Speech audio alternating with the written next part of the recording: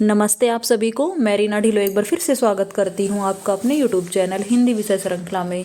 तो भी आज हम बात करने वाले हैं संविधान भाग 1 के अंतर्गत कौन कौन से राज्य सम्मिलित किए गए हैं। ठीक है, तो देख लेते हैं अनुच्छेद 1 से 4 तक क्या बातें रखी गई हैं।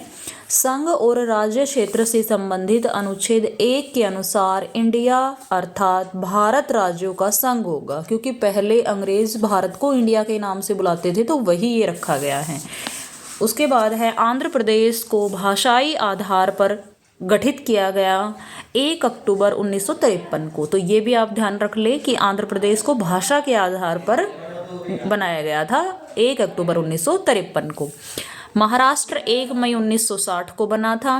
गुजरात 1 मई 1960, नागालैंड 1 दिसंबर 1963, हरियाणा 1 नवंबर 1966, हिमाचल प्रदेश 25 जनवरी 1971, मेघालय 21 जनवरी 1972, मणिपुर 21 जनवरी 1972, त्रिपुरा 21 जनवरी 1972, सिक्किम 26 अप्रैल 1975, मिजोरम 20 फरवरी 1987, अरुणाचल प्रदेश 20 फरवरी 1987, गोवा 30 मई 1987, छत्तीसगढ़ 1 नवंबर 2000, उत्तराखंड 9 नवंबर 2000, झारखंड 15 नवंबर 2000 और तेलंगाना 2 जून 2014। ठीक है, और इससे इनसे ही संबंधित बातें यहाँ भी हैं, आप इनका स्क्रीनशॉट ले लें और बाद में ध्यान से पढ़ लें।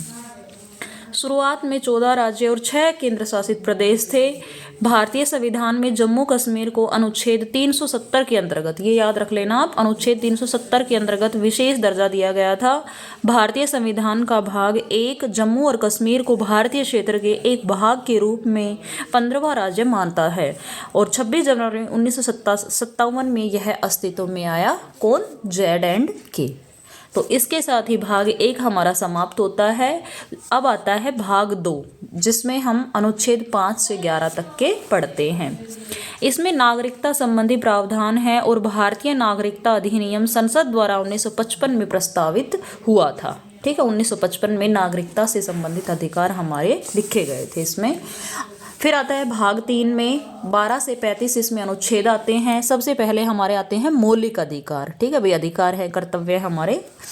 मौलिक अधिकारों को संविधान का मैग्ना कार्टा कहा जाता है। इन्हें न्यायिक संरक्षण प्राप्त होता है। सबसे पहला जो अधिकार है हमारा समता या समानता का अधिकार, जो हमारे 14 से 18 अनुच्छेद के अंतर्गत लिखे गए हैं। दूसरा है स्वतंत्रता का अधिकार 19 से 22, शोषण के विरुद्ध अधिकार 23 से 24, धार्मिक स्वतंत्रता का अधिकार 25 से 28, संस्कृति और शिक्षा संबंधी अधिकार 29 से 30, संवैधानिक उपचारों का अधिकार अनुच्छेद 32 में। संवैधानिक उपचारों के अधिकार को डॉक्टर भीमराव अंबेडकर ने संविधान की आत्मा कहा है। ठीक है, तो ये जो छठा है ये संविधान की आत्मा है, संवैधानिक उपचारों का अधिकार। इस संदर्भ में सर्वोच्च न्यायालयों को 5 तरह के रिट निकालने की शक्ति दी जाती है। सबसे पहला है बंदी प्रत्यक्षीकरण, परमादेश, प्रतिषेध लेख, जिसे को हम निषेध भी बोल सकते हैं कि नहीं, उत्प्रेषण और अधिकार प्रच्छा लेख। स्वतंत्रता के अधिकार के अंतर्गत प्रारंभ में 7 मौलिक अधिकार थे, अब सिर्फ 6 हैं। 7वें अधिकार को अर्थात संपत्ति के अधिकार को 44वें संविधान संशोधन 1978 में हटा दिया गया है। ठीक है, तो स्वतंत्रता के अंतर्गत पहले 7 थे, अब 6 हैं, क्योंकि जो 7वां अधिकार था संपत्ति का अधिकार, उसको संविधान के संशोधन 1978 के तहत हटा दिया गया है। ठीक है, तो भाई इसी के साथ ही मैं इस वीडियो को यहीं पर समाप्त करती हूँ। मैंने भाग 1, भाग 2 और भाग 3 आपको करवा दिए हैं। ठीक है, धन्यवाद।